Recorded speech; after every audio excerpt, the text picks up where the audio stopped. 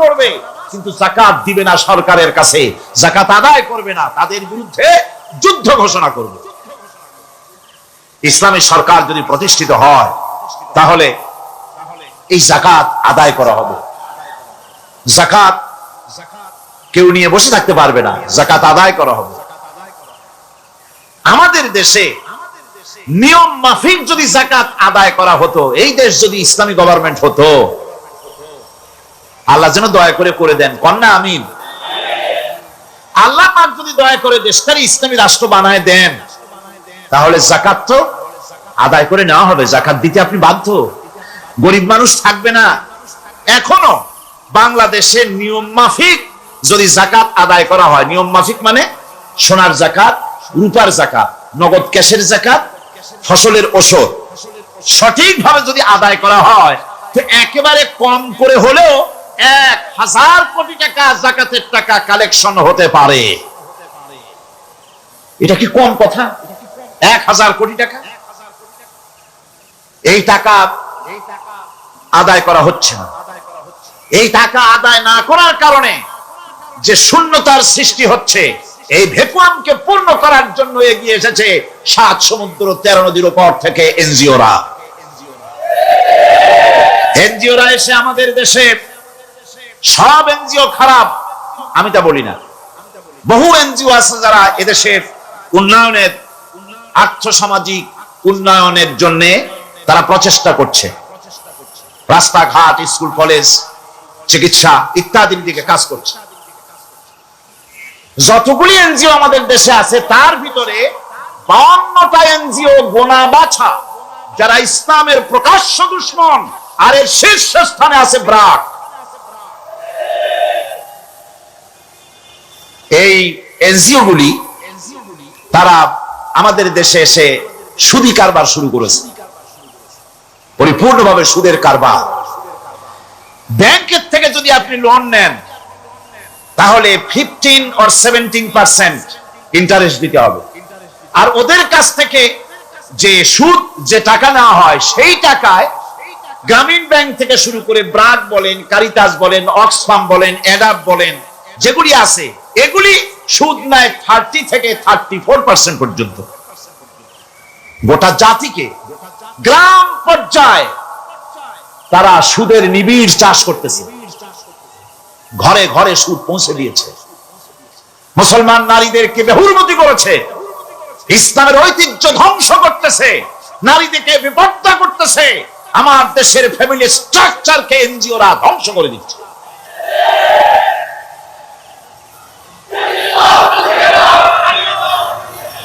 সুতরাং এনজিওরা এই সুযোগটা পেত না। যদি যাকাত কালেকশন করা হতো, আর যাকাত দিয়ে, যাকাত যে সব জায়গায় খরচ করতে হয়, সেই খরচ করার জায়গাগুলিতে সঠিকভাবে যদি ব্যয় করা হতো, এই অবস্থা হতো না। বাংলাদেশের সম্পদের অভাব নাই। যারা বলে বাংলাদেশ গরিব, আমি তাদের সাথে একমত নই। আক্ষরিক অর্থে বাংলাদেশ গরিব নয়, বাংলাদেশে সম্পদ আছে। বাংলাদেশের যে জিনিসটার অভাব, সেটা হচ্ছে ইনসাফ ভিত্তিক বন্টনের অভাব। এখানে কেউ তো 1000 বিঘা জমির মালিক, বিঘা বুঝেন না কি করেন আপনারা? কানি। কেউ তো 1000 কানির মালিক, আর কারো তো রান্নাঘর উঠাবার জায়গা নাই। কথাটা ঠিক কিনা? কেউ তো শত শত কোটি টাকা, কত কোটি টাকা যে আছে তা হিসাব করে মাসখানেক লাগবে, গুনিয়া খুলে দিতে পারবে না। আর কারো তো একটা ট্যাবলেট কেনার পয়সা নাই। সুতরাং আমার দেশে যেভাবে গরিব বলা হয়, আক্ষরিক অর্থ ওইভাবে আমার দেশ গরিব নয়। আমাদের দেশে সম্পদ আছে, বহুত জমি অনাবাদি ফেলে রাখা হয়েছে। রাসূল করিম সাল্লাল্লাহু আলাইহি ওয়াসাল্লাম বলেছেন, সেই ব্যক্তির জমিন রাখার অধিকার নাই যে ব্যক্তি তা চাষের আওতায় না আনে। আছে না বহুত জমি পড়িয়া? আবাদযোগ্য জমি আমাদের দেশে আছে যা, তার 2,40,00,000 একর আমাদের ভূমি সম্পদ রয়েছে। বনজ সম্পদ যা আছে সেটা হচ্ছে 32,53,860 একর জুড়ে বিরাট বনজ সম্পদ আমাদের আছে। ভূমি সম্পদ আছে, বনজ সম্পদ আছে, আমাদের রয়েছে পানি সম্পদ। প্রায় 250 নদী, 3600 বর্গ মাইল জুড়ে নদীগুলো প্রবাহিত আছে। আমাদের পানি সম্পদ আছে, আমাদের গ্যাস সম্পদ আছে, যে গ্যাস অন্তত 100 বছর চলতে পারে। প্রত্যেক বাড়িতে বাড়িতে গ্যাসের সংযোগ দিলেও 100 বছরে ফুরাবে না। আলহামদুলিল্লাহ কইতে ইচ্ছা করে না? জোরে কোন আলহামদুলিল্লাহ। আমাদের গ্যাস সম্পদ রয়েছে, আমাদের মৎস্য সম্পদ আছে, পশু সম্পদ আছে, কৃষি সম্পদ আছে, আরো রয়েছে বিপুল জনশক্তি। জনশক্তি কাজ সবচাইতে বার্ডেন মনে করা হয়। জনশক্তিকে বলা হয় বাংলাদেশের সবচাইতে বড় সমস্যা, জনশক্তি সমস্যা। এটা হচ্ছে যে সরকার আসে তারই ভূতে পায়, যে যায় লঙ্কা সে আর মানুষ হালে ফেরে না, মানুষগুলি তার জন্য জ্বালা। অথচ এই মানব শক্তি হচ্ছে শ্রেষ্ঠ শক্তি। ইউনিভার্সিটি জনমের মতো না বাড়াইয়া, এখন তো ইউনিভার্সিটি দাবি করতেছে সকলে, গ্রামে গঞ্জে থানায় রান্নাঘরে সব জায়গায় আমাদের ইউনিভার্সিটি দাবি। আর ইউনিভার্সিটির ফজিলত কি তা তো আমরা দেখতেইছি। এর থেকে বেশি করে পলিটেকনিক ইনস্টিটিউট, ভোকেশনাল ইনস্টিটিউট ইত্যাদি যদি বানানো হতো, ভিক্ষার হাতকে কর্মীর হাতে যদি পরিণত করা যেত, মানুষগুলিকে যদি কর্মক্ষম করা যেত, তাদেরকে যদি মডার্ন টেকনোলজি যদি শিক্ষা দেওয়া যেত, তাহলে এই মানব শক্তি রপ্তানি করে বা পৃথিবীর বিভিন্ন দেশ থেকে মূল্যবান বৈদেশিক মুদ্রা অর্জন করা যায়। সেটা না করে মানুষ হইছে জ্বালা, জনমের মতো এদেরকে মারো। এটা হচ্ছে ট্রেনের থার্ড ক্লাস প্যাসেঞ্জার্স মেন্টালিটি। সেটা কিরকম? সেটা হচ্ছে ট্রেনে যখন মানুষ চলে তৃতীয় শ্রেণীতে, একবার উঠে বসলে সে অন্যের জন্য জায়গা ছাড়ে না। জায়গা খালি আছে, আরেকজন এসে বললে ভাই আমার একটু বসতে দাও, কয় না ভাই এখানে লোক আছে। আসলে কিন্তু লোক নাই। আপনি যদি বলেন যে সেই লোক আসলে আমি জায়গা ছেড়ে দেবো, ততক্ষণ তো বসি। আপনি বসলেন, এরপরে আপনি তো বুঝছেন যে লোকটা ফাঁকিতেছে, ওই চিন্তা আপনার মধ্যেও ঢুকবে, আর একজন আসবে বসার জায়গা আছে, আপনি বলবেন না এখানে জায়গা নাই। ট্রেনের থার্ড ক্লাস প্যাসেঞ্জারদের যে মন মানসিকতা, বর্তমান মুসলিম দেশগুলির সরকার প্রধানেরা ঠিক ট্রেনের থার্ড ক্লাস প্যাসেঞ্জারদের চাইতেও থার্ড ক্লাস। আমি রাসূল প্রেরণ করেছি, তারা মানুষকে দাওয়াত দিয়েছেন এই কথা বলে যে এক আল্লাহর গোলামি করো, তিনি ছাড়া কোনো ইলাহ নাই, আইনদাতা নাই, বিধানদাতা নাই, তার গোলামি, তার সামনে মাথা নত করে না। আর প্রত্যেক নবীর যুগেই নামাজ রোজা শরীয়তের মধ্যে ছিল। নামাজ রোজা কম বেশি প্রত্যেক নবীর জামানায় আল্লাহ পাক এটাকে বাধ্যতামূলক করেছিলেন। নামাজ রোজা যাকাত সব নবীদের জন্য বাধ্যতামূলক ছিল, তার উম্মতের জন্য বাধ্যতামূলক ছিল। নামাজ হচ্ছে তাওহীদের অবশ্যম্ভাবী এক বহিঃপ্রকাশ। তাওহীদের জন্য তাওহীদবাদী মানুষ যারা, তাদেরকে নামাজ আদায় করতেই হবে। আকীদা বিশ্বাসের দিক থেকে তাওহীদ যদি হয় পুরা দ্বীনের মূল উৎস, তাহলে আমলের দিক থেকে নামাজ হচ্ছে পুরা দ্বীনের মূল ভিত্তি। নামাজ হচ্ছে আমলের মূল ভিত্তি, এর বাস্তবায়ন ছাড়া দ্বীন পূর্ণ হয় না। নামাজ মুমিনের কেবলমাত্র একটি উত্তম আমলই নয়, বরং নামাজ হচ্ছে ঈমানের মূল ভিত্তি। যার কাছে নামাজ নাই তার কাছে কিছুই নেই। রাসূল কারীম সাল্লাল্লাহু আলাইহি ওয়াসাল্লাম বলেছেন যে নামাজ যে ব্যক্তি পড়ে না, আল্লাহ পাকের সাথে তার কোনো সম্পর্ক বাকি থাকে না। সুতরাং এই নামাজটা হচ্ছে যে একমাত্র একাগ্র চিত্তে আদবের সাথে আল্লাহর সামনে রুজু হয়ে যাওয়া। কোরআনে কারীম বলছে মুনিবিনা ইলাইহি ওয়াত্তাকুহু ওয়াকিমুস সালাতা ওয়া লা তাকুনু মিনাল মুশরিকিন। তোমরা আল্লাহর দিকে রুজু হয়ে যাও এবং তাকে ভয় করে অন্যায় কাজ থেকে বিরত থাকো, আর নামাজ কায়েম করো, মুশরিকদের অন্তর্ভুক্ত হয়ে যেও না।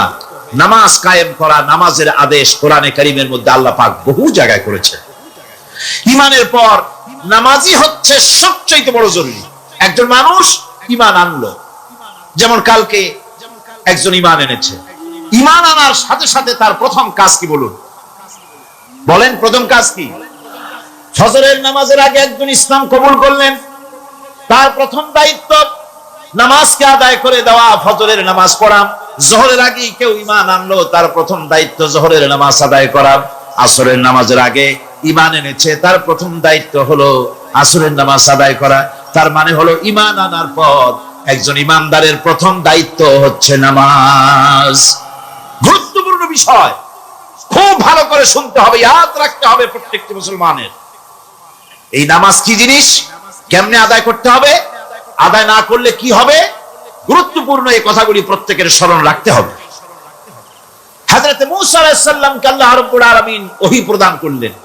যেদিন ওহী দিলেন, ওহী দিয়ে সেই মুহূর্তে আল্লাহ পাক তাকে শোনালেন, ইন্নানি আনাল্লাহ লা ইলাহা ইল্লা আনা ফাবুদনি ওয়া আকিমিস সালাতা লিযিকরি।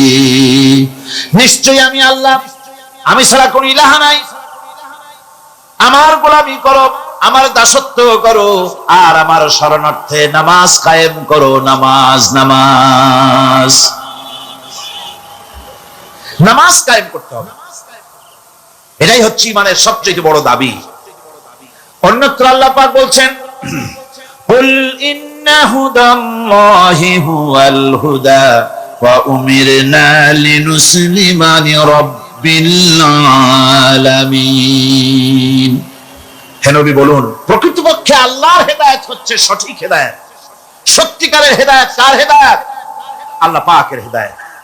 এবং তার পক্ষ থেকে নির্দেশ করা হয়েছে যে সারা জাহানের মালিকের সামনে মাথা নত করে দাও। মাথা নত করবেন কার কাছে? আল্লাহ পাকের কাছে। ওয়া আনাকিমুস সালাতা ওয়াত্তাকুহু ওয়া হুয়াল্লাযী ইলাইহি তুহশারুন। আর নামাজ প্রতিষ্ঠা করো, আল্লাহ রাব্বুল আলামিনের ভয়তে সমস্ত অপরাধমূলক কাজ থেকে, অসামাজিক কার্যকলাপ থেকে বিরত থাকেও। আর একদিন মনে রেখো, তোমাদের সকলকেই আল্লাহ রাব্বুল আলামিনের দরবারে উপস্থিত হতে হবে। নামাজ ঈমান থাকা না থাকার প্রমাণ। ঈমান আছে কি ঈমান নাই এর প্রমাণ কি? নামাজ। আল্লাহ পাক বলছেন, ফালা সাদ্দাকা ওয়ালা সাল্লা ওয়ালাকিন কাযযাবা ওয়া তাওয়াল্লা। কিন্তু না সে সত্য মেনে নিল, আর না সে সালাত আদায় করলো, বরং সত্যকে মিথ্যা মনে করে ফিরে গেল। নামাজটাই হচ্ছে একজন মানুষের সে মুমিন না কাফের তা প্রমাণ করার জন্য, এটাই হচ্ছে মূল কথা। কিয়ামতের দিন মানুষ যে জাহান্নামে যাবে, জাহান্নামের জন্য, জাহান্নামে যে সব কারণে যাবে তার মধ্যে বড় কারণ, কালকে বলেছিলাম, দেখি মনে আছে নাকি, বড় কারণ কয়টা? কয়টা? আলহামদুলিল্লাহ মনে আছে। আল্লাহ রাব্বুল আলামিন বলেন, ইয়াতাসাআলুনা আনিল মুজরিমিন। কিয়ামতের দিন অপরাধীদেরকে জিজ্ঞেস করা হবে, মা সালাকাকুম ফি সাকার, জাহান্নামে কেন আসছো? জবাবে তারা বলবে, ক্বালু লাম নাকু মিনাল মুসাল্লিনা ওয়া লাম নাকু নুতঈমুল মিসকিন। নামাজ পড়ি নাই, আরে তিন মিসকিনদের খেতে দেই নাই, এই কারণেই জাহান্নামে এসেছি। নাউযুবিল্লাহ। প্রেসিডেন্ট থেকে শুরু করে শাসক আর শাসিত সব আইন মানবে ওই আল্লাহ রাব্বুল আলামিনের, যিনি এই তামাম জাহান সৃষ্টি করেছেন। সৃষ্টি যার আইন চলবে সেই আল্লাহ রাব্বুল আলামিনের, এবং তার আইনের সার্বিক অনুসরণ করে চলতে হবে সকলকে। এক কথায় ইসলামী সরকারের সমস্ত ক্ষমতা ব্যয় হবে নামাজ কায়েম করা আর যাকাত আদায় করার ব্যাপারে। নামাজ যদি কায়েম হয়ে যায়, যাকাত যদি আদায় করা হয়, দুঃখ, দারিদ্র, কষ্ট কিছুই থাকবে না, বেকার সমস্যা থাকবে না। সমস্ত বেকারদেরকে চাকরি না পাওয়া পর্যন্ত বেকার ভাতা দেওয়া হবে।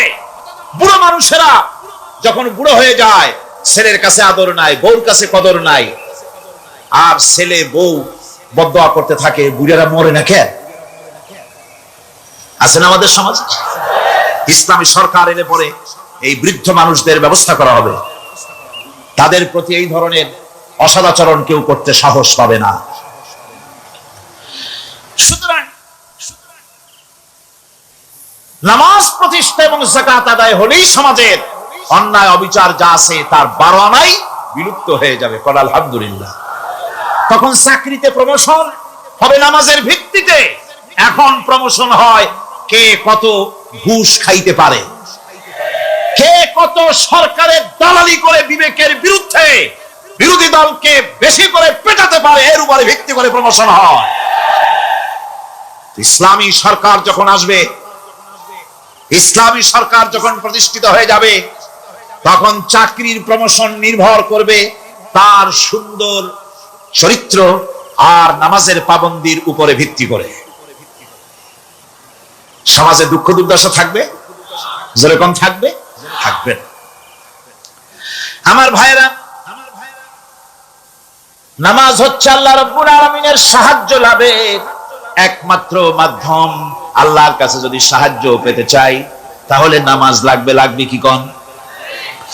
وَلَقَدْ أَخَذَ اللَّهُ مِيثَاقَ بَنِي إِسْرَائِيلَ وَبَعَثْنَا مِنْهُمُ 12 نَقِيًّا وَقَالَ اللَّهُ إِنِّي مَعَكُمْ لَئِنْ أَقَمْتُمُ الصَّلَاةَ। আল্লাহ পাক বলেন, বনি ইসরাইলদের নিকট আমি ওয়াদা নিয়েছিলাম, তোমরা যদি মানুষদেরকে অসামাজিক কার্যকলাপ থেকে যদি তোমরা ফিরাইতে পারো, মানুষদেরকে অসামাজিক কার্যকলাপ থেকে তোমরা ফিরাবে।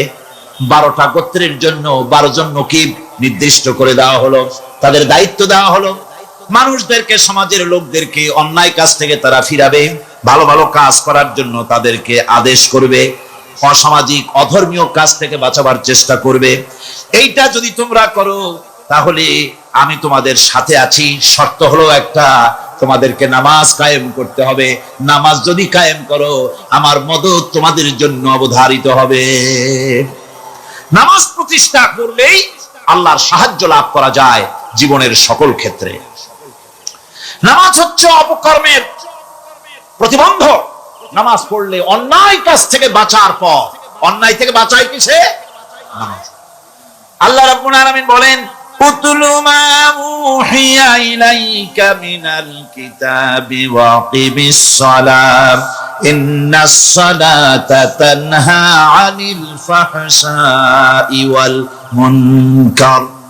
হে নবী, এই কিতাব তেলাওয়াত করো যা তোমার প্রতি অবতীর্ণ করা হয়েছে, এই কিতাব তেলাওয়াত করো আর নামাজকে প্রতিষ্ঠা করো। নিঃসন্দেহে নামাজ মানুষকে পাপাচার থেকে বাঁচায়া দেয়। অশ্লীলতা, পাপাচার থেকে মানুষকে বাঁচায় কে? জোরে চিল্লায় কোন কে? এই নামাজ মানুষকে অন্যায় কাজ থেকে বাঁচায় দেয়। নামাজ যে মানুষকে অন্যায় কাজ থেকে বাঁচায়, কেমনে বাঁচায়? আমরা যে নামাজ পড়ি, এই নামাজে তো আমাদেরকে অন্যায় কাজ থেকে বাঁচাইতে পারে না। নামাজি বহুত মানুষ আছে অন্যায় করে, করে কিনা? করে না? করে না? করে। নামাজি অথচ অন্যায় করে। আর আল্লাহ বলছেন নামাজিকে, নামাজ তাকে অশ্লীলতা থেকে ফিরায়। তাহলে কথা কাটটা ঠিক? আল্লাহটা জোরে বলেন, কাটটা ঠিক? অবশ্যই আমার আল্লাহর কথা হক। আমি ভুল করতেছি, আমি যেন কোথাও ভুল করতেছি, সামথিং ইজ রং, কোথাও যেন আমরা ভুল করে বসতেছি, সেই ভুলটা কি আমরা আবিষ্কার করতে চেষ্টা করবো ইনশাআল্লাহ। প্রথম যে কথাটা সেটা হচ্ছে যে আমরা যা নামাজে পড়ি আমরা তা বুঝি না। কথা ঠিক কিনা? আমি যদি এখন প্রশ্ন করি সামি আল্লাহু লিমান হামিদা অর্থ কি কোন, ফার্স্ট ডিভিশনে কয়েকটা লেটার নিয়ে ফেল করবেন, এরকম লোক আছেন না নাই? সুবহান রাব্বিয়াল আলা অর্থ কি জানি না, সুবহান রাব্বিয়াল আযীমের অর্থ কি জানি না, দোয়া কুনুত অর্থ কি জানি না, তাশাহুদ অর্থ কি জানি না, সূরা ফাতিহার অর্থ কি জানি না। এমন কি উযুর মধ্যে কয়টা ফরজ তাও অনেকের জানা নাই। কথা কি বেশি বললাম না ঠিক বলছি? একজনে জিজ্ঞেস করলো, মিয়া উযুতে কয় ফরজ? ভাই হুজুর কি মনে করেন যে বুঝি জানি না? এটা সাধারণ ব্যাপার, বলেন না কয় ফরজ? উযুতে তো 17 ফরজ। কি কি কয়? হাত ধোয়া, পাও ধোয়া, মুখ ধোয়া, নাক ধোয়া, চোখ ধোয়া, জিহ্বা ধোয়া, মাথা ধোয়া। বলতে বলতে গুনে দেখা গেল প্রায় 19টার মতো বলছে। বলা হলো, মিয়া বললেন আপনি উযুতে ফরজ 17টা, কইলেন আপনি 19টা। কয় হুজুর জানি আরো, বলি না আপনাদের ভয়তে। উযু জানে না, নামাজ জানে না, তাকে এই নামাজ কেমনে ফিরাবে অন্যায় কাজ থেকে? কথা বুঝতে পেরেছেন? নামাজে কি পড়ি? নামাজে দাঁড়ায় গেলাম, আল্লাহু আকবার, অর্থ কি? চিল্লায় কন আল্লাহু আকবার। এরকম না, মুসলমানের মতো গলা ছেড়ে দিয়ে চিৎকার দিয়ে বলেন আল্লাহু আকবার। এই আল্লাহু আকবার, আল্লাহ সর্বশ্রেষ্ঠ, তার চাইতে বড় আর কেউ নাই।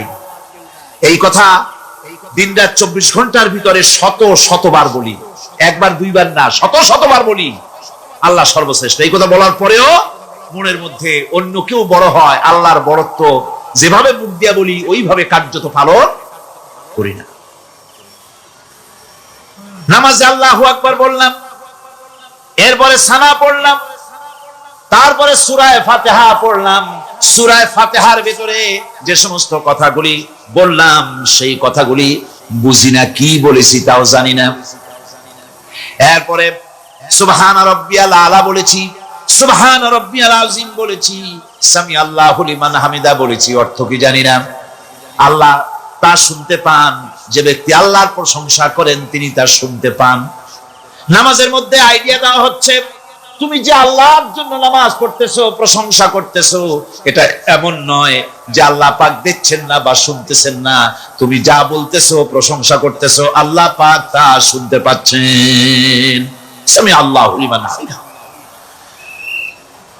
সুবহান রাব্বিয়াল আলা, আমি মহান সর্বশ্রেষ্ঠ আল্লাহ রাব্বুল আলামিনের পবিত্রতা ঘোষণা করছি, আমি তার প্রশংসা করছি।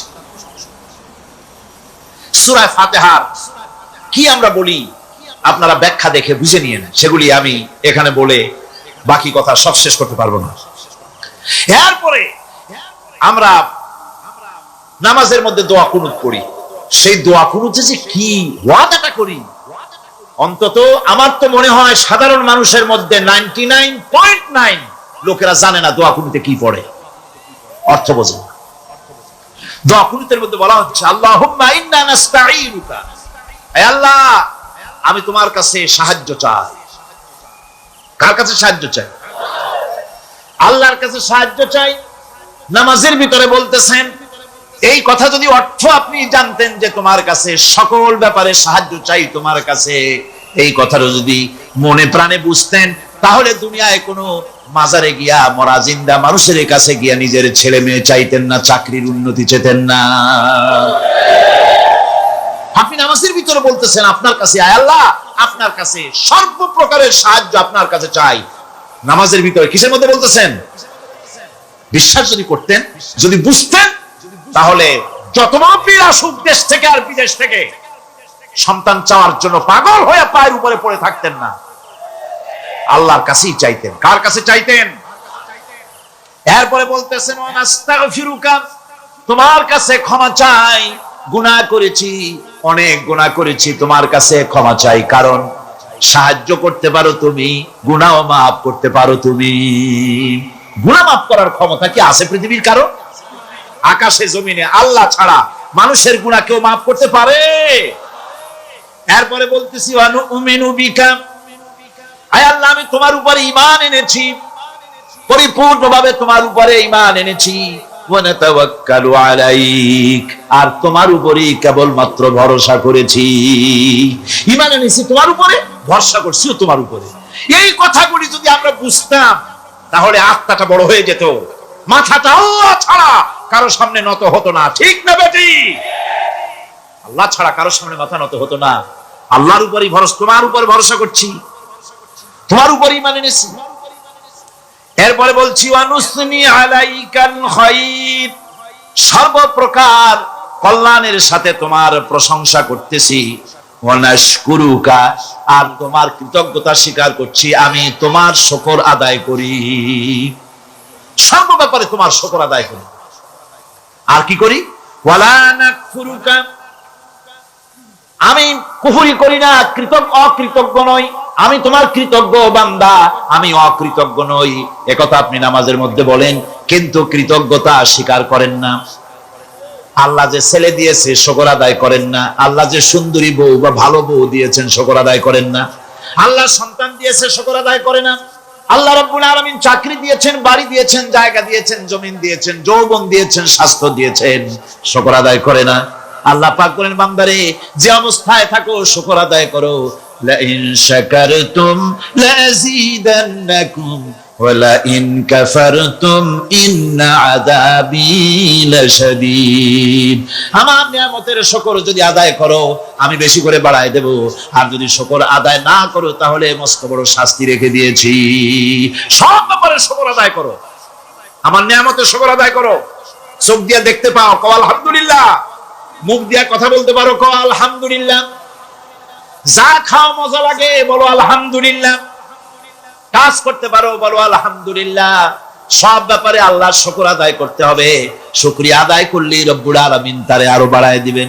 এই কথাই বলতেছি, আল্লাহ শুকর করি, আর তোমার সাথে আমি কুহুরি করি না, কৃতজ্ঞ আমি নই। ওয়া নাখলাউ ওয়া নাতরুকু মান ইয়াফজুরুকা, আর আমি ওয়াদা করতেছি এই কথা, তোমার সাথে যারা প্রকাশ্য দুশমনী করে, যারা প্রকাশ্য গুনার মধ্যে লিপ্ত আছে আর তোমার সাথে দুশমনী করে, ওদের সাথে আমার সমস্ত সম্পর্ককে ছিন্ন করে দিলাম। দেখছেন নামাজে কি কইলেন আপনি? আপনি নামাজে কত বড় কথা বললেন। ওয়া নাতরুকু মান ইয়াফজুরুকা, আয় আল্লাহ আমি ওয়াদা করছি তোমার সাথে যারা দুশমনী করে, যারা প্রকাশ্য গুনাহ করে, তাদেরকে আমি পরিত্যাগ করছি, তাদের সাথে আমার কোনো সম্পর্ক নাই। এই কথা বলার পরে আপনার সম্পর্ক কার সাথে একটু চিন্তা করেন তো। আপনার বন্ধু কারা? ইলেকশন আসলে ভোট দেন কাদেরকে? কাদের চা খাওয়ান, কাদের চান্দা দেন? একটু চিন্তা করেন, অঙ্কের সাথে মিলাই নেন। তাহলে দেখুন, মুখে বলে এক কথা, কাজে করে আর একটা। আরে কি কয়? চিল্লায় কোন, আরে কি কয়? আর এই মুনাফিকি করতেছেন কার সাথে? আল্লাহর সাথে। কোন নাউজুবিল্লাহ। নামাজে কি পড়েন সেটা যদি জানতেন, অবশ্যই আল্লাহ রাব্বুল আলামিনের কথা কার্যকরী হয়ে যেত। ইন্নাস সালাতা তানহা আনিল ফাহশাই ওয়াল মুনকার। নামাজ মানুষকে পাপের কাজ, অশ্লীলতা থেকে ফিরাতে পারে। আল্লাহ ইন্না বসায়ছেন, নিশ্চয়ই, বেশক, অবশ্যই নামাজ পাপ থেকে ফিরাবে। কিন্তু কেমনে ফিরাবে? নামাজ তো বুঝি না, নামাজ তো বুঝি না। খালি সেজদা দেয় জনমের মতো। আর সেজদা কি?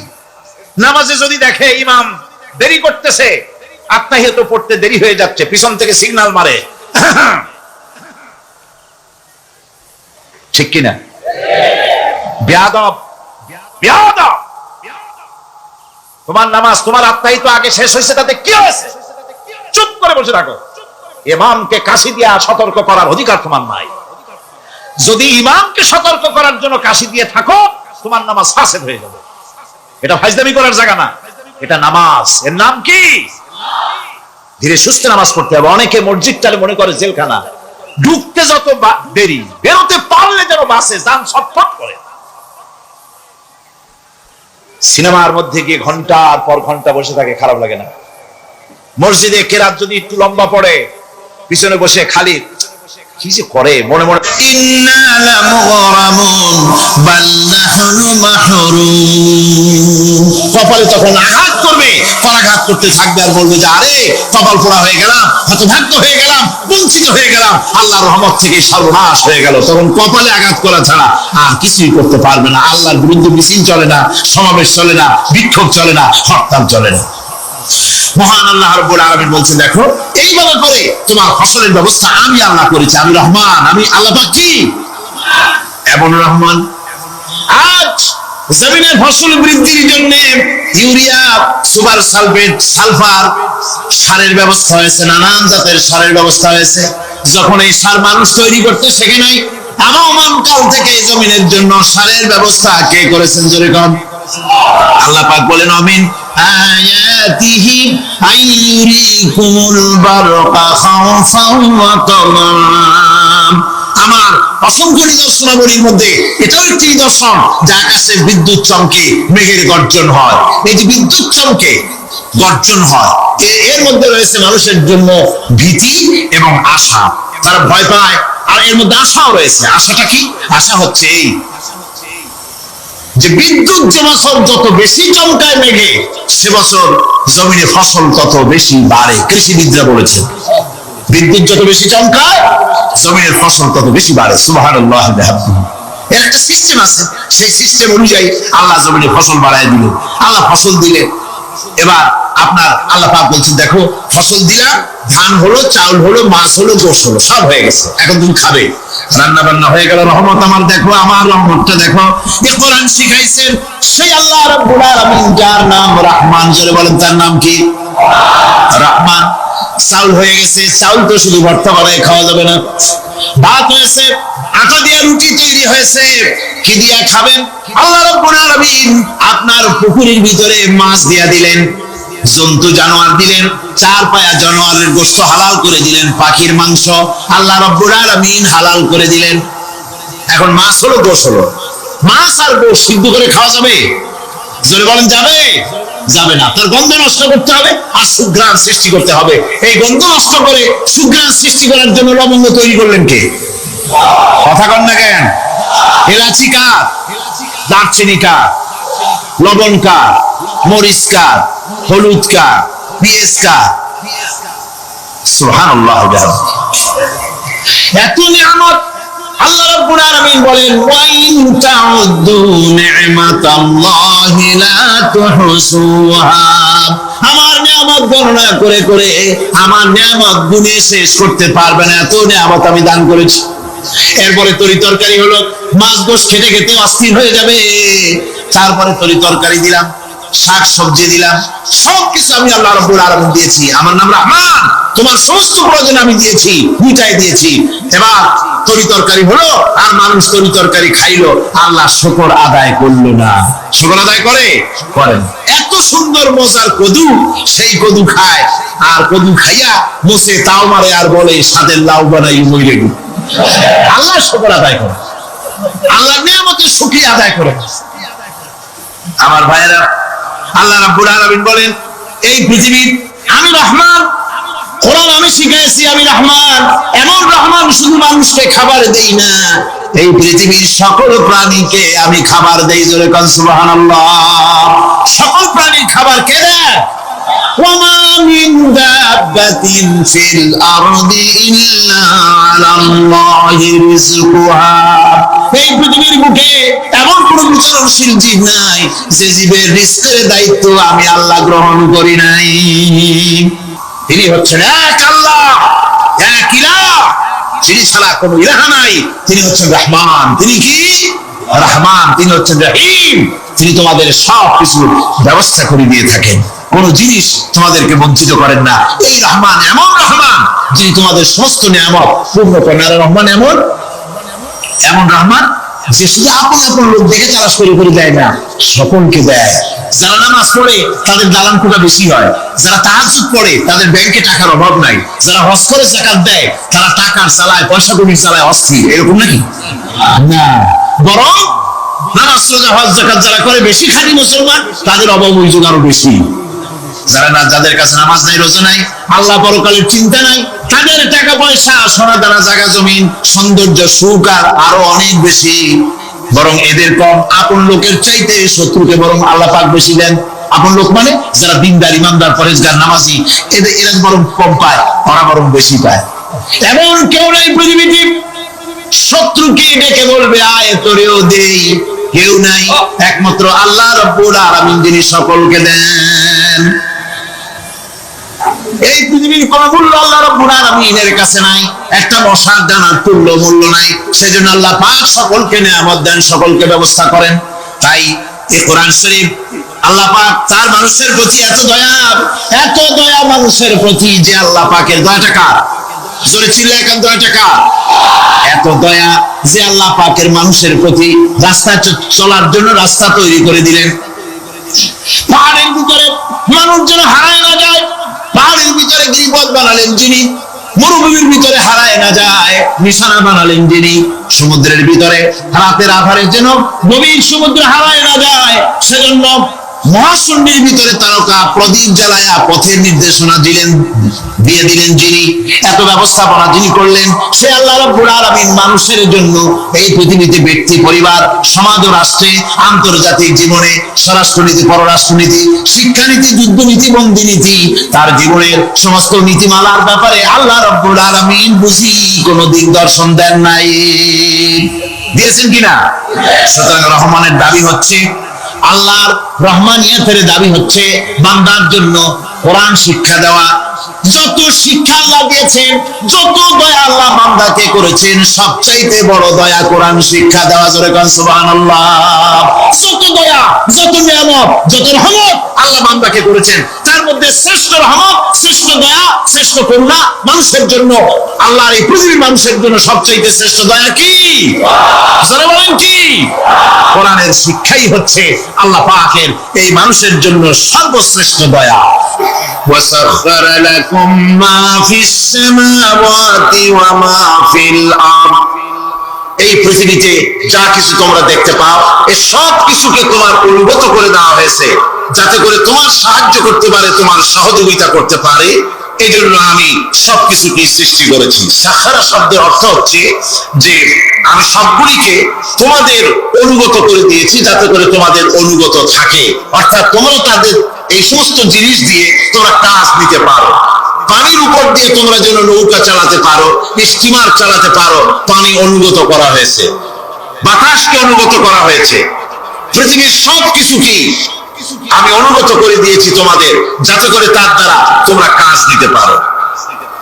অন্যত্র আল্লাহ বলছেন, আল্লাহুল্লাযী খালাকাস সামাওয়াতি ওয়াল আরদা ওয়া আনজালা মিনাস সামাই মাআন فأخرج به من الثمرات رزقا لكم।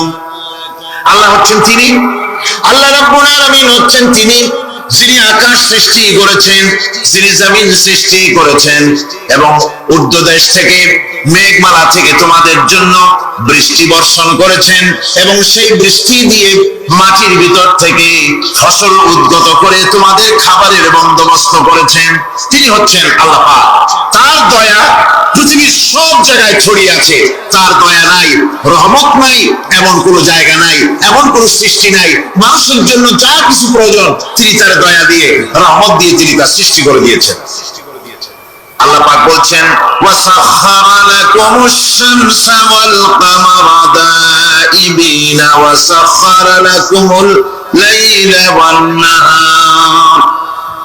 যিনি চন্দ্র সূর্যকে সৃষ্টি করেছেন এবং এগুলিকে নিয়ন্ত্রিত করেছেন, চাঁদ সূর্যকে সৃষ্টি করে নিয়ন্ত্রিত করে দিয়েছেন, তোমাদের সমস্ত প্রয়োজন তিনি মিটিয়ে দিয়েছেন। দেখুন, চাঁদ এবং সূর্যকে আল্লাহ পাক সৃষ্টি করেছেন এবং একটা রহমত, একটা কুদরত সেই চাঁদ সূর্যের মধ্যে দান করেছেন। সূর্য যেখানে আছে, এটা যদি আল্লাহর দয়া না থাকতো, শুধু তার দেওয়ার জন্য সৃষ্টি করতেন আর মানুষের কল্যাণের দিকটা যদি চিন্তা না করতেন, তাহলে সমস্যা হয়ে যেত। সূর্য যেখানে আছে, বিজ্ঞানীরা বলেছেন তার থেকে যদি কিছু নিচে নেমে আসতো, তাহলে গোটা পৃথিবী জ্বলে পুড়ে ভস্ম হয়ে যেত। আর যেখানে আছে তার থেকে সূর্য যদি কিছু উপরে উঠে যেত, তাহলে গোটা পৃথিবী হিম শীতল হয়ে, পৃথিবী ফ্রিজ হয়ে যেত, মানুষ প্রাণী জগৎ মরে সব শেষ হয়ে যেত। চাঁদ যেখানে আছে, এই চাঁদ তার জায়গা থেকে কিছু উপরে যদি উঠত, তাহলে পৃথিবী মরুভূমি হয়ে যেত। আর যেখানে আছে তার থেকে কিছু নিচে যদি আসতো, তাহলে গোটা পৃথিবী পানি, সমুদ্রের পানি, নদীর পানিগুলি প্লাবিত হয়ে, ওভারফ্লো হয়ে, উচ্ছ্বাসিত হয়ে গোটা পৃথিবীকে প্লাবিত করে দিত, ডুবাই দিত, সব শেষ হয়ে যেত। তাহলে আমরা দেখতে পাচ্ছি শুধু সৃষ্টি নয়, সৃষ্টিও করেছেন এবং প্রত্যেকটি সৃষ্টির পেছনে তার দয়া কাজ করেছে, তার কুদরত কাজ করেছে, যাতে করে মানুষের জন্য সুবিধা হয়, মানুষের জন্য উপকার হয়। অন্য আয়াতে আল্লাহ পাক বলেন, ওয়াতাকুম মিন কুল্লি সাআলতুমুহু ওয়া ইন তাউদ্দু নি'মাতাল্লাহি লা তুহসুহা। আল্লাহ পাক বলেন, তিনি তোমাদের প্রতি এত দয়াবান, আল্লাহ তোমাদের প্রতি এত দয়া রাখেন, এত মেহেরবানি করেন যে তোমাদের সমস্ত চাহিদা তিনি পূরণ করেছেন। তোমাদের জীবনে যা দরকার সব তিনি পূরণ করেছেন। মানুষ সমস্ত নিয়ামতকে, নিয়ামতের শুকর আদায় করে না, নিয়ামত বোঝেও না মানুষ। ওই যে একটু আগে হযরত পীর সাহেব কেবল আপনাদের সামনে বলেছেন, মানুষ পশুর মতো, উলাইকা কাল আনাম, চোখ আছে, চোখ দিয়া সব দেখে, কিন্তু আল্লাহ নিয়ামত গুলি দেখে উপলব্ধি করার ক্ষমতা নাই। খায় জনমের খাওয়া, কিন্তু খাওয়ার পরে কার খানা খাইলো, কার দেওয়া খানা খেলো, এরপরে এতটুকু শুকরিয়া আদায় করে না। তো চোখ থাকতে দেখে না, অন্তর থাকতে চিন্তা করে না, কান থাকতে হক শোনে না। আল্লাহ পাক বলেছেন উলাইকা কালানাম, এরা হলো জানোয়ারের মতো। কিসের মতো বলুন? আল্লাহ বলেন না বালহুম আদাল, শুধু জানোয়ারের মতো না, বরং জানোয়ারের চাইতেও নিকৃষ্ট। নাউজুবিল্লাহ। যাদের চোখ থাকতে দেখলো না, কান থাকতে শুনলো না, অন্তঃকরণ থাকতে বিবেচনা করলো না, এরা চতুষ্পদ জানোয়ারের মতো। আল্লাহ পাক বলছেন আর রহমান আল্লামাল কোরআন, এই কোরআন শিক্ষা দিয়েছেন রহমান, যিনি দয়ার সাগর, যিনি মানুষের সব প্রয়োজন মিটিয়েছেন। কোরআনের মতো একটা বড় প্রয়োজন তিনি মিটাবেন না, তা কি হতে পারে? জোরে কোন হতে পারে? মানুষ সৃষ্টি করলেন, অথচ মানুষের চলার পথ দিলেন না। মানুষ সৃষ্টি করলেন, মানুষ কোন পথে চলবে, কি করলে আল্লাহ রাজি হবেন, কি করলে বেহেশতে যাব, কি করলে শান্তিতে থাকবো দুনিয়ায়, এর কোন পরিকল্পনা তিনি দিলেন না। তিনি শুধু বললেন নামাজ পড়ো, রোজা রাখো, আর তা যদি না করো কিয়ামতে জাহান্নামে যাবা। আল্লাহ কি এইভাবে জালিম? আল্লাহ এরকম জালিম? ওয়াল্লাহু বিযাল্লামিল লিল আবিদ। আল্লাহ পাক বলেছেন আমি আমার বান্দার জন্য জালিম নই, আমি বান্দার উপর জুলুম করি না। আল্লাহ পাক রহমান, তিনি আমাদের পথ দেখিয়েছেন। তিনি কি সুন্দর, কত রহমতটা, কত দয়া। রহমান নাম দিয়ে সূরাটি শুরু করেছেন। এই কোরআন শিক্ষা দিয়েছেন তিনি, যিনি দয়াবান। আল্লাহ রাব্বুল আলামিন বলেন الذي جعل لكم الأرض مهدا وجعل لكم فيها سبلا لعلكم تهتدون। তিনি আল্লাহ, যিনি তোমাদের জন্য এই পৃথিবীটাকে সমতল করেছেন, এই পৃথিবীটাকে সুন্দর করেছেন, সমতল করে দিয়েছেন।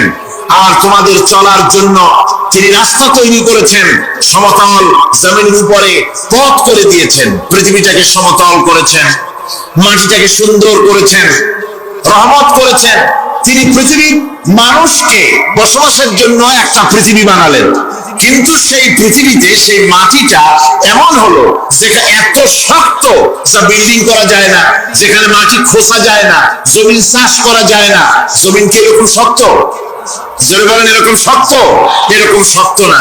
আবার বৃষ্টি পড়লে যে কাদা হয়, ওই রকম যদি জনমের মতো আল্লাহ কাদা বানাই দিতেন যে মানুষ দাঁড়াইতেই পারে না, কাদার মধ্যে ডুবে যায়, এরকম যদি অবস্থা হতো, তাহলে এই পৃথিবী, এই জমিনের উপরে মানুষ বাড়িঘর বানাইতে পারতো না। ঠিক কিনা কর?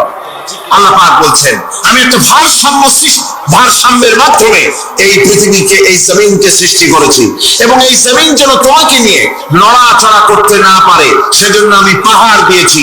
পাহাড়গুলিকে কিলকের মতো, পেরেকের মতো খিল মেরে দিয়ে পৃথিবীটার ভারসাম্য রক্ষা করেছি, যাতে করে তোমাকে নিয়ে টালমাটাল হতে না পারে।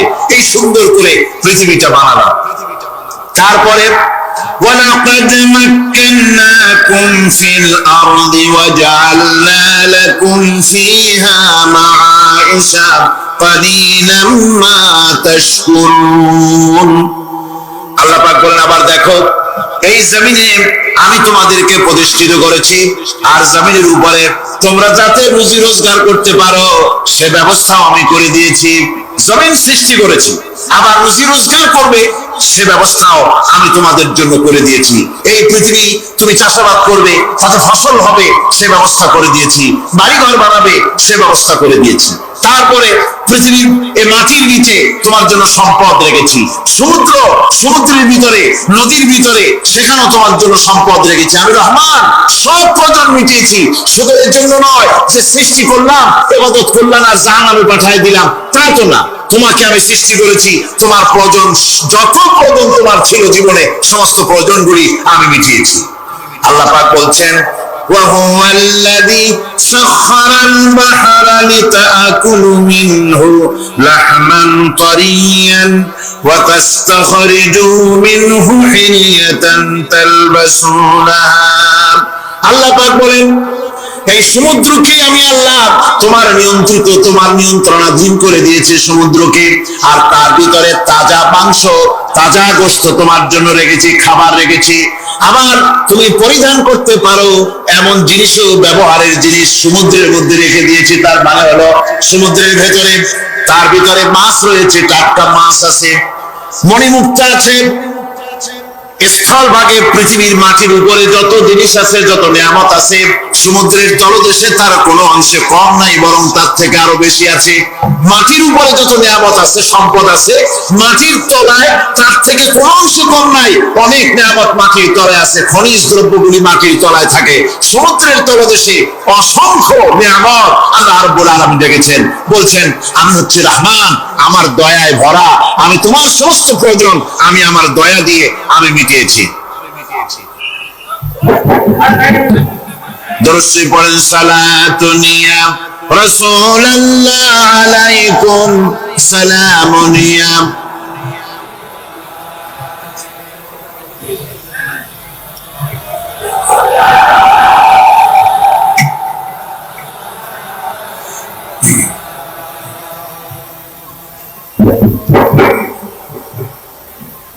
আমার ভাইরা, আল্লাহ সুবহানাহু ওয়া তাআলা তিনি হচ্ছেন রহমান,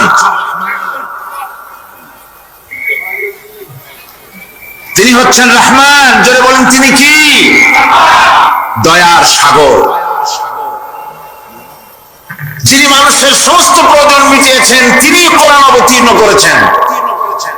আমি আল্লাহর দয়ার কথা, রহমান শব্দের ব্যাখ্যা আপনাদের সামনে করে সামনে এগোচ্ছি। মাঝখানে যারা হাঁটেন, এর আগেও আপনাদেরকে বহুবার বলা হয়েছে, কোরআনে কারীমের তাফসীরের মাহফিল, মাঝখান থেকে হাঁটা চলা কিন্তু বেয়াদবি। জোরে বলেন এটা কি? এই বেয়াদবি কেউ করতে চেষ্টা করবেন না। আল্লাহ পাক বলছেন যে আমি এই পৃথিবী সৃষ্টি করলাম, মাটিতে তোমাদের জন্য চতুষ্পদ জন্তু সৃষ্টি করেছি, বাতাসের উপরে পাখিরা সাঁতার কাটছে, আর পানির ভিতরে মৎস্যরাজি রয়েছে। এ সমস্ত প্রাণীগুলি আত্মরক্ষার জ্ঞান আমি দান করেছি, তারা তোমাদের জন্য উপকার করে। সেই পশুগুলি পশম দিয়ে তোমাদের কাপড় চোপড় তৈরি হয়, তারপরে তার চামড়া তোমরা পরিধান করো। এই পশুগুলিও তোমাদের জন্য আমি এক নিয়ামত হিসেবে দিয়েছি। ওয়াল-আন'আমা খালাকাহা লাকুম ফীহা দিফউন ওয়া মানাফিউ ওয়া মিনহা তা'কুলুন। আল্লাহ সুবহানাহু ওয়া তাআলা বলেন, আমি মানুষের জন্য পশু তৈরি করেছি, চতুষ্পদ জন্তু সৃষ্টি করেছি, যার পশম দিয়ে তোমাদের জন্য শীতের পোশাক তৈরি হয়। আপনারা যে এই যে চাদর গায়ে দেন, কম্বল গায়ে দেন, এগুলো কার পশম? পশুর পশম। পশুগুলির, জন্তুগুলির পশম দিয়ে আপনাদের জামা কাপড়গুলি তৈরি হয়। তারপরে এই পশু আপনাদের জন্য বাড়িতে পাহারা লাগায়। আল্লাহ পাক বলছেন, এছাড়া এই পশুগুলি আমি এমন নিয়ামত দান করেছি, সমুদ্রের ভিতরে, জমিনের উপরে, মাটির তলায়, আবার আকাশের উপরে, জমিনের উপরে বিচরণশীল জীবগুলিও তোমার জন্য তৈরি করেছি। وَتَحْمِلُ أَثْقَالَكُمْ إِلَى بَلَدٍ لَّمْ تَكُونُوا بَالِغِيهِ إِلَّا بِشَقِّ الْأَنفُسِ। আল্লাহ পাক বলেন, এই পশুগুলি তোমাদের আরো অনেক উপকারে আসে। তোমাদের বোঝাগুলি, বড় বড় বোঝাগুলি তারা এক শহর থেকে আর এক শহরে, দূর থেকে দূরান্তরে পিঠে করে তারা বহন করে নিয়ে যায়, যা তোমরা বহন করতে পারতে না। তোমাদের জন্য দারুণ কষ্ট হতো, মুসিবত হতো। এই ধরনের বোঝাগুলি, পশুগুলি তোমাদের জন্য বহন করে নিয়ে যায়। গাধা, ঘোড়া, হাতি আপনাদের বোঝাগুলিকে, বিরাট বিরাট বোঝা যা টানতে ট্রাক লাগে, মানুষের জন্য কষ্ট হয়, এই বোঝাগুলিও এই পশুর দ্বারা আল্লাহ পাক বহন করায় থাকে। আল্লাহ পাক বলছেন, ইন্না রাব্বাকুম লারাউফুর রাহিম। নিশ্চয়ই তোমাদের রব, তিনি তোমাদের প্রতি অত্যন্ত দয়াশীল, তার দয়া পৃথিবীর চতুর্দিকে ছড়িয়ে আছে। তিনি আমাদেরকে এই কোরআন নাযিল করেছেন, এই কোরআন আমাদেরকে শিক্ষা দিয়েছেন এমন এক রহমান, যার দয়া পৃথিবীর চতুর্দিকে সর্বত্র ছড়িয়ে আছে আল্লাহর দয়া। চতুর্দিকে কি ছড়িয়ে আছে কোন? আল্লাহর দয়া। কিছু এমন এক জায়গায়, কানাডা এবং আমেরিকা যেখানে ছিলাম, সেখানে শীত ছিল -11 টেম্পারেচার, -11। এখন বলছেন যে ঠান্ডাটা কি পরিমাণ। মুখের থেকে থুতু ফেললে আপনি চেহারা ফিরাতে পারবেন না, এর মধ্যে আপনার থুতু বরফ হয়ে যাচ্ছে। এই রকমের প্রচন্ড ঠান্ডায় সব রকমের কাপড় চোপড় যা ছিল এগুলো সব কিনে গায়ে দিয়ে আমি 1-3 হয়ে গেছি ফুলে। তারপরেও আমার মনে হচ্ছে ঠান্ডা আমার হাত দিয়ে স্পর্শ করতেছে। তাহলে বরফের দেশ যেটা, এস্কিমোরা যেখানে বাস করে, সেই মানুষগুলির অবস্থা কি? ওই এস্কিমোরা যেখানে বাস করবে 12 মাস যেখানে বরফ পড়বে, ওই জায়গার মানুষগুলো কি করে কি গায়ে দিয়া বাঁচবে? এ পরিকল্পনা, এই চিন্তা দুনিয়ায় কেউ করে নাই, রহমান করেছেন। আল্লাহ রাব্বুল আলামিন পশু তৈরি করেছেন, পশুর গায়ে পশম দিয়েছেন, চামড়া দিয়েছেন। সেই জায়গার মানুষগুলি চামড়া দিয়া জামা তৈরি করে গায়ে লাগায়, শীত ঢোকে না। সুবহানাল্লাহ। চামড়া দিয়ে জামা তৈরি হচ্ছে, কাপড় চোপড় তৈরি হচ্ছে। আল্লাহ বলেন এভাবে করে কত কিছু হলো। চামড়া দিয়া জামা বানাইলা, পশম দিয়ে শাল তৈরি করলে, কম্বল তৈরি করলে, বস্তুগুলো পাইকারি করে খাইলে জন্মের খাওয়া। তারপরে হাড্ডিগুলি দিয়ে শার্ট তৈরি করলে, এই পশু তোমাকে পাহারা দিল বাড়িতে, কুত্তায় সারা রাত পাহারা দেয় তোমার বাড়িতে। কুত্তা আবার পুলিশেও চাকরি করে। ইংল্যান্ডে, লন্ডনে দেখেছি আপনার সেখানে কুকুর, ওকে ট্রেনিং দেওয়া হয়, কুকুর পুলিশে চাকরি করে। কোন কোন পুলিশ আছে হাবিলদার, সাব ইন্সপেক্টর, তবে কুত্তা জানে না যে সাব ইন্সপেক্টর কিনা আসে। বিভিন্ন বিভাগ তাকে দেওয়া হয়েছে এবং তারা এত নির্ভরযোগ্য, শুধুমাত্র চোরের ছবি আর তার ব্যবহৃত জামা কাপড় একটুখানি নাকে শুকায় দেবে কুত্তাকে, পুলিশ আর যাওয়া লাগবে না। এই কুত্তা পুলিশই যথেষ্ট। খুঁজা চোর যদি একবার তার নজরে এসে যায় আর ছাড়াছাড়ি, তাকে হাজির করবে, পুলিশের সামনে এনে হাজির করবে। তো এই কুকুর বাড়িতে পাহারা দিচ্ছে আপনার জন্য, তারপরে পুলিশের দায়িত্ব পালন করতেছে। মানুষ মরে গেলে কোথায় মরেছে সেগুলি সন্ধান করে নিয়ে আসতেছে, মাইন কোথায় পোতা আছে তা খুঁজে নিয়ে আসতেছে। কত উপকার আল্লাহ পাক করছেন। আল্লাহ পাক বলছেন, দেখো বান্দা, তোমার জন্য এই ধরনের অসংখ্য নিয়ামত আমি দান করেছি। আর এই নিয়ামত গুলি কাছ থেকে আসছে? ওয়ামা বিকুম মিন নি'মাতিন ফামিনাল্লাহ।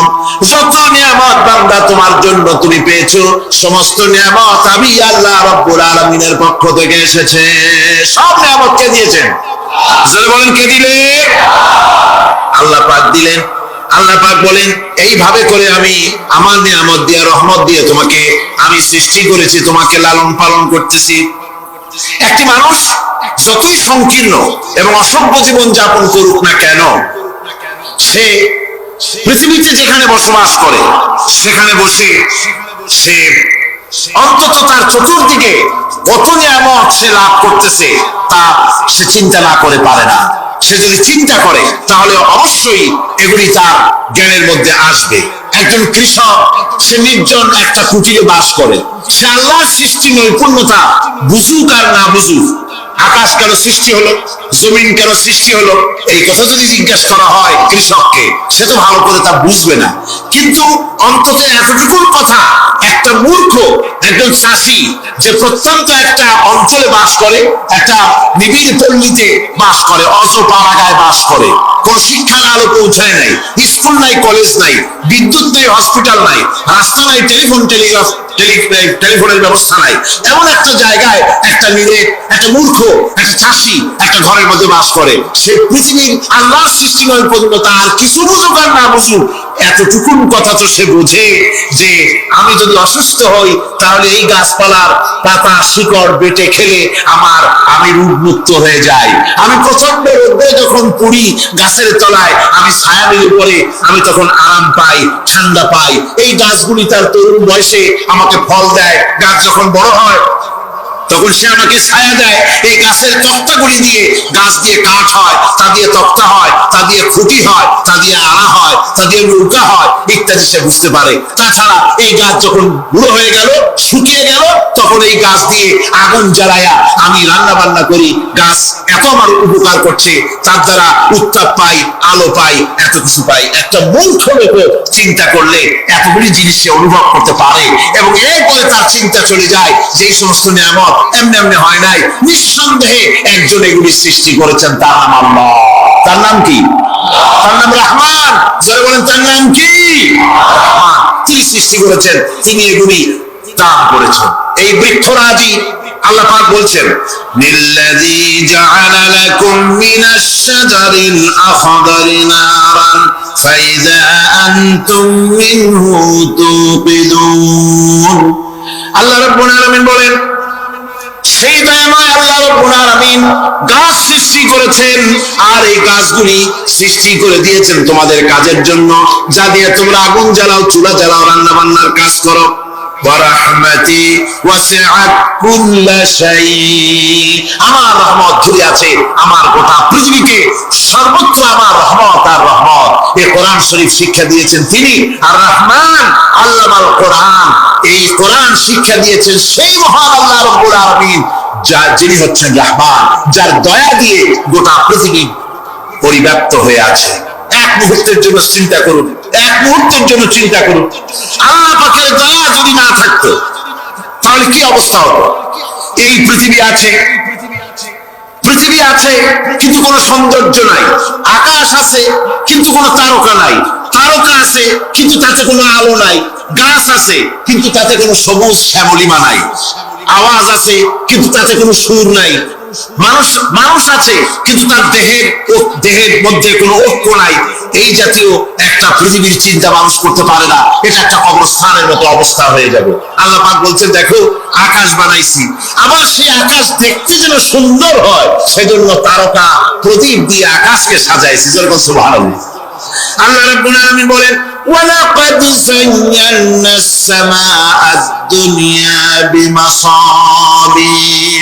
আল্লাহ পাক বলেন, এই দুনিয়ার আকাশ খানিকে তারকা প্রদীপ দিয়া সাজায় রেখেছি মনের মতন। দেখো তুমি তাকাইয়া, কি সুন্দর করে নয়নবিরাম দৃশ্য আকাশ বানালাম, চতুর্দিকে তারকা রাত্রে ফুটে উঠলো, যা দেখলে মানুষের নজর, মানুষের সুন্দর, তার চক্ষু শীতল হয়ে যায়। যারা বলেন সুবহানাল্লাহ। সুন্দর করে এই আকাশটাকে আমি সাজিয়েছি।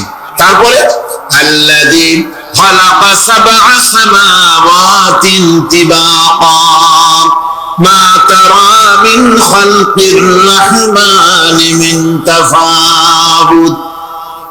স্রষ্টা তিনি সপ্ত আকাশ রচিলেন থরে থরে, কোন ত্রুটি হেরিবে না তার পূর্ণ সৃজন পরে।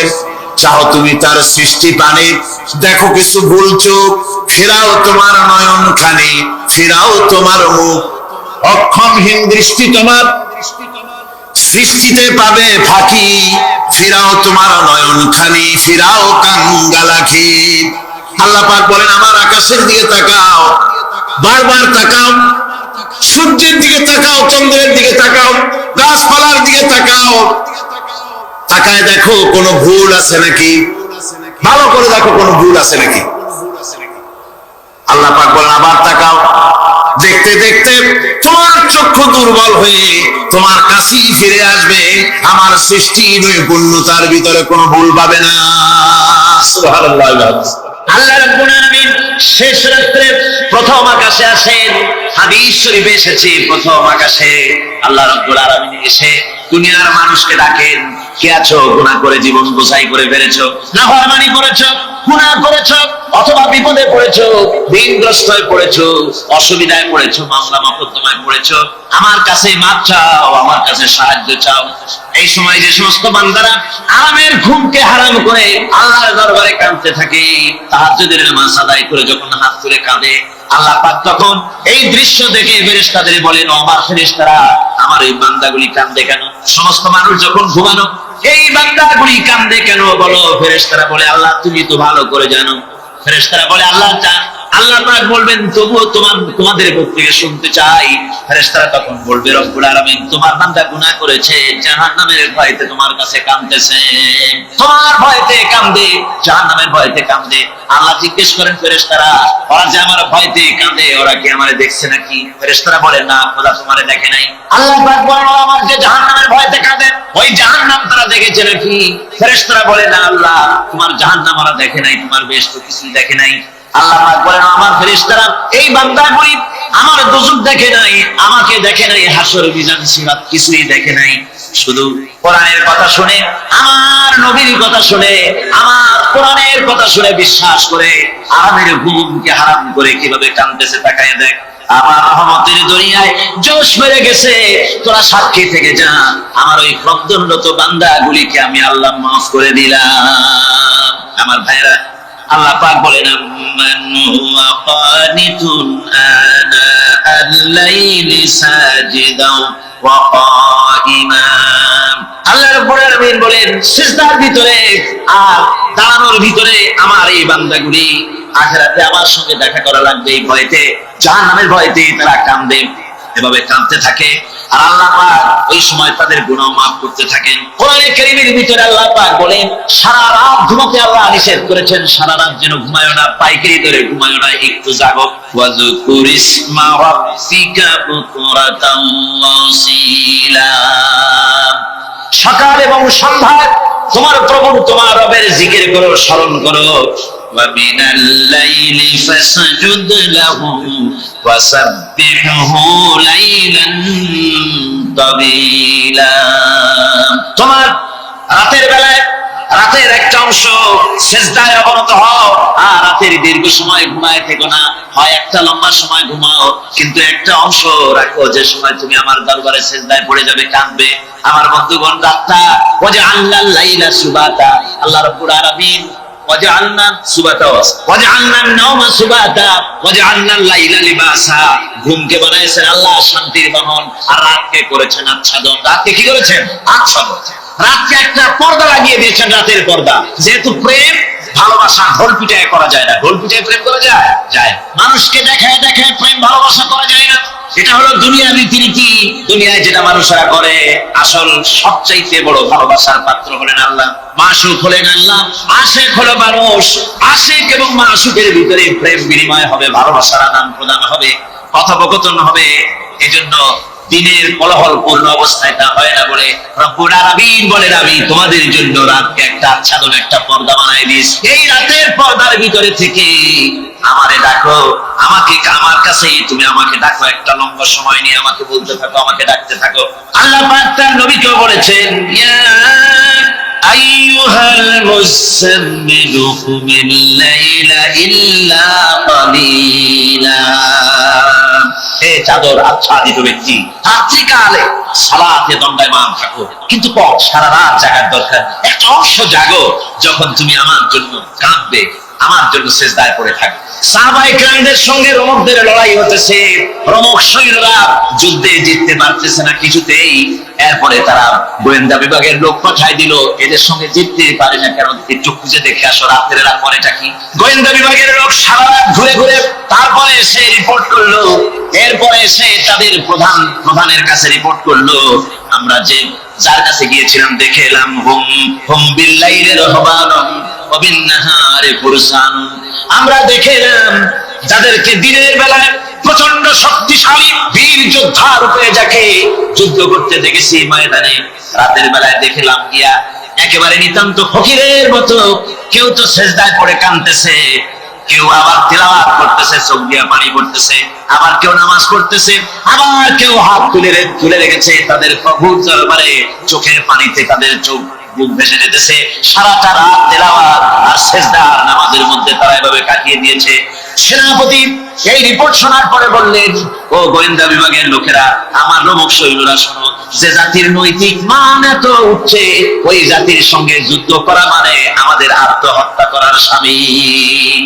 এদের সাথে কিছুতেই আমাদের পক্ষে পারা সম্ভব না। হ্যাঁ, এদের সাথে পারা যাবে যদি এই সম্পর্ক নষ্ট করে দেওয়া যায়।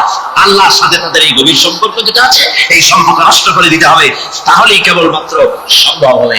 এদের নৈতিক চরিত্র ধ্বংস করার জন্য প্রচেষ্টা চালাও, তাহলে হয়তো আমরা কামিয়াব হতে পারবো। আমার বন্ধুগণ, এই জন্য গভীর রাত্রে যারা ইমানদার ব্যক্তি, তাদের জন্য গভীর রাত্রে জাগার একটা ব্যবস্থা আল্লাহ পাক বলেছেন।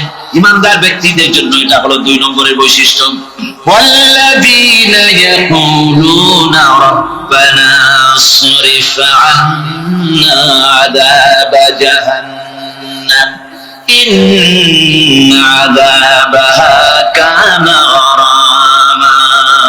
রহমানের বান্দা, খাঁটি বান্দা 3 নম্বরের বৈশিষ্ট্য হচ্ছে তারা আল্লাহ রাব্বুল আলামিনের দরবারে হাত তুলে ফরিয়াদ জানায়, আল্লাহর কাছে মুনাজাত করে। আল্লাহ রাব্বুল আলামিনকে বলে, আয় আল্লাহ, হে আমার প্রভু, আয় আমার রব, জাহান্নামের আগুন থেকে দয়া করে আমারে বাঁচাও। জোরে বলেন আমিন, জোরে বলেন আমিন। জাহান্নামের বর্ণনা আমরা এই মাহফিলে করেছি, করি নাই? মনে আছে? দারুণ কঠিন জায়গা, অত্যন্ত কঠিন জায়গা, মারাত্মক জায়গা জাহান্নাম। ওই জাহান্নামের জন্য আল্লাহর কাছে কাঁদতে হবে, মাপ চাইতে হবে জাহান্নাম থেকে। মুমিন ব্যক্তির 3 নম্বরের বৈশিষ্ট্যই তাই। সে বলবে, রব্বানা সরিফ আন্না আযাবা জাহান্নাম ইন্না আযাবাহা কানা গরামা।